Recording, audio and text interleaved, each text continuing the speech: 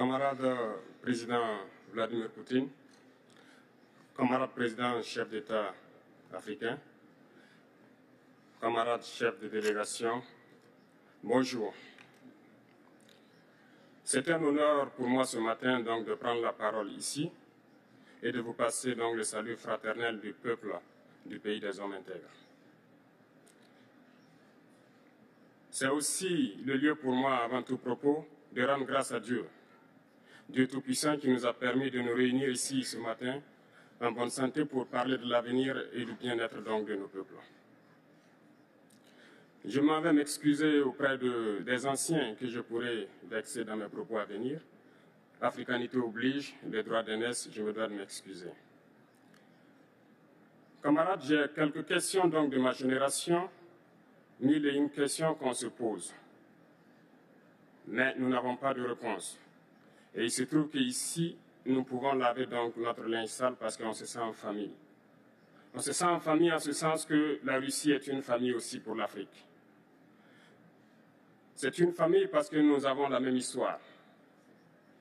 La Russie a consenti d'énormes sacrifices pour libérer le monde du nazisme pendant la Seconde Guerre mondiale. Les peuples africains, nos grands-pères, ont été déportés de force aussi pour aider l'Europe à se débarrasser du nazisme. Nous partageons la même histoire en ce sens que nous sommes les peuples oubliés du monde. Qu'ils soient dans les livres d'histoire, dans les documentaires ou films, on tend donc à balayer le rôle prépondérant qu'a joué la Russie et de l'Afrique dans cette lutte contre le nazisme. Nous sommes ensemble parce que actuellement nous sommes là pour parler de l'avenir de nos peuples, de ce qui va advenir demain, de ce monde libre auquel nous aspirons, de ce monde sans ingérence dans nos affaires internes. Nous avons les mêmes perspectives et je souhaite que ce sommet soit l'occasion donc de pouvoir tisser de très bonnes relations en vue d'un meilleur avenir de nos peuples. Les questions que mes générations se posent sont les suivantes, si je peux me résumer, c'est de ne pas comprendre comment l'Afrique, avec tant de richesses sur notre sol, avec une nature généreuse, de l'eau, du soleil en abondance, l'Afrique est aujourd'hui le continent le plus pauvre. L'Afrique est un continent affamé. Et comment se fait-il que les chefs d'État traversent donc le monde à mendier? Voici des questions que nous nous posons et que nous n'avons pas de réponse jusque-là. Nous avons l'occasion de tisser de nouvelles relations. Et j'espère que ces relations puissent être les meilleures pour donner un meilleur avenir à nos peuples. Ma génération me charge aussi de dire que, par ce fait de pauvreté, ils sont obligés de traverser l'océan pour essayer de rallier l'Europe. Ils meurent dans l'océan. Mais que prochainement, ils n'iront pas traverser parce qu'ils viendront devant nos palais pour chercher leur pitance quotidienne. Pour ce qui concerne le Burkina Faso, aujourd'hui, nous sommes confrontés depuis plus de 8 ans à la forme de manifestation la plus barbare, la plus violente du néocolonialisme, de l'impérialisme. L'esclavage qu'on tend encore à nous imposer. Nos dévanciers nous ont bien appris une chose. L'esclave qui n'est pas capable d'assumer sa révolte ne mérite pas que l'on s'apitoie sur son sort. Nous ne nous apitoyons pas sur nos sorts, on ne demande pas que quelqu'un s'apitoie sur notre sort. Le peuple burkinabé a décidé de lutter contre l'île terroriste en mesure de relancer son développement.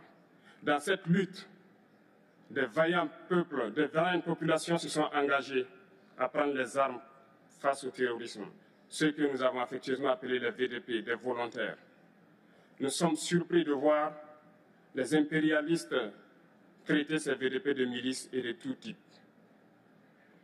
C'est décevant, parce qu'en Europe, lorsque des peuples prennent les armes pour défendre leur patrie, on les traite de patriotes.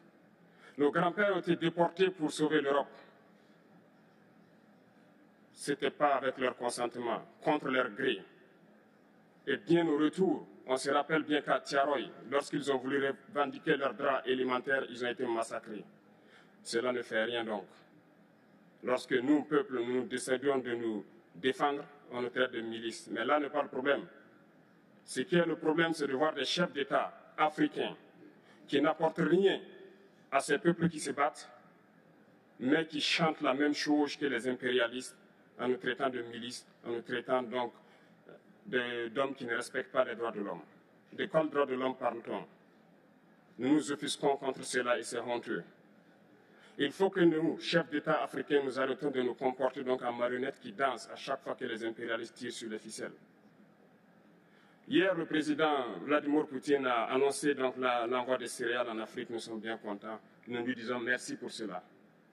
Mais aussi, c'est un message passé à nous, chefs d'État africains, parce qu'au prochain forum, nous ne devrons pas venir ici sans avoir assuré, pour ceux qui ne connaissent pas la guerre, l'autosuffisance alimentaire de nos peuples. Nous devons prendre l'expérience de ceux qui ont pu déjà atteindre cela en Afrique, tisser de bonnes relations ici et tisser de meilleures relations avec la Fédération de Russie pour pouvoir assouvir les besoins de nos populations. Je ne serai pas peut-être long, le temps imparti est très court. Nous sommes obligés de nous arrêter à un moment donné. Mais je voudrais terminer en disant que nous devons donc rendre hommage à nos peuples qui se battent. Gloire à nos peuples, dignité à nos peuples, victoire à nos peuples. La patrie ou la mort, nous vaincrons. Merci, camarades.